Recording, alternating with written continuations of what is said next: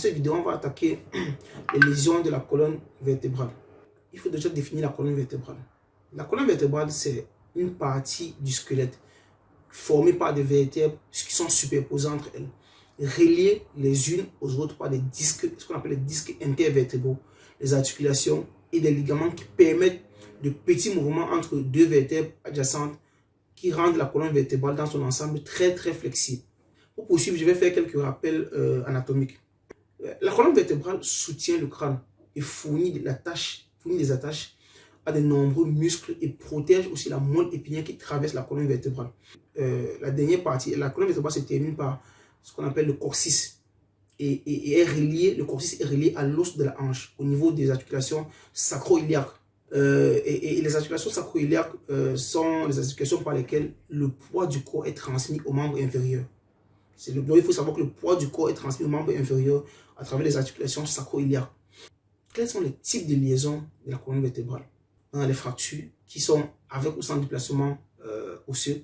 On a les luxations, on a les entorses qui sont très fréquentes. On a aussi les lésions discales, c'est-à-dire les lésions disque vertébrales. Disons qu'il est possible que la colonne vertébrale soit lésée sans dommage pour la moelle épinière ou les nerfs rachidiens. En cas d'atteinte de la moelle épinière, cela peut aller d'une simple contusion à une compression et une déchirure des tissus nerveux. Et les tissus nerveux qui sont responsables très souvent des paralysies et parfois même des décès. Quels sont les symptômes dans les lésions de la colonne vertébrale?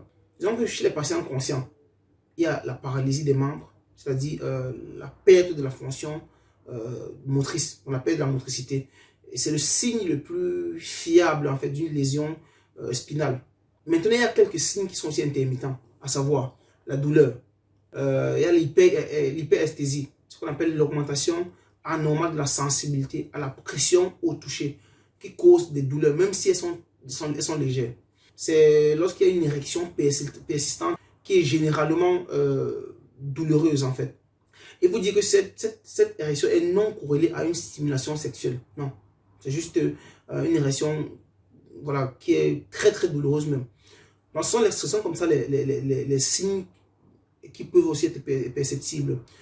Et aussi les postures anormales d'un segment corporel qui dû à une dénervation de certains groupes musculaires. Enfin, on a la perte de contrôle des sphincters. Disons que les sphincters sont les anneaux de fibres musculaires qui entourent un orifice. Un orifice qui est ouvert ou fermé par leur contraction. Je ne vais pas entrer dans les détails parce que la vidéo peut choquer. Je ne vais pas entrer dans les détails.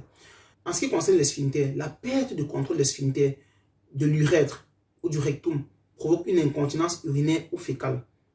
Rectum, vous comprenez. Je ne vais pas prononcer les mots en fait pour peut-être choquer.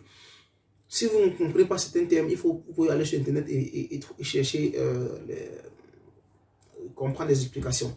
Entre autres, il y a aussi les sensations de brûlure ou de piqûres d'épingle qui sont dues à des dysfonctionnements du système nerveux, ce qu'on appelle les paresthésies.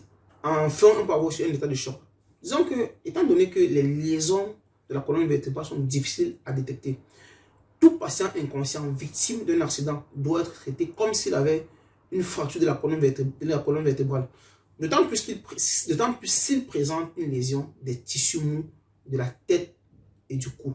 Maintenant, si le patient doit absolument être déplacé, dans le cas d'un risque évolutif de l'environnement, cela doit se faire sans que le dos ne se plie. Pour cela, il faut au moins 4 personnes.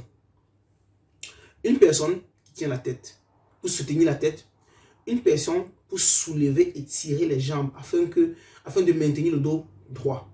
2 autres personnes maintenant pour soulever le corps du blessé, juste assez pour permettre à la civière ou la couverture de passer en dessous du blessé.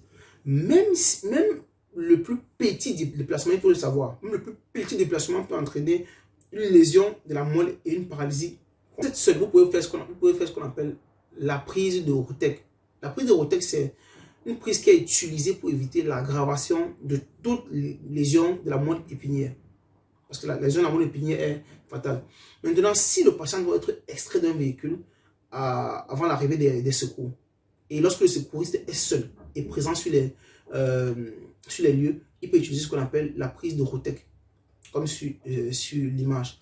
Et si le blessé est un motocycliste, 2 secouristes sont nécessaires pour enlever son casque. Le premier secouriste maintient la position neutre et la stabilité de la tête en saisissant la base du casque. Très, très important. Le deuxième secouriste, qui est placé le plus souvent sur le côté du patient, ouvre la coupe jugulaire du casque.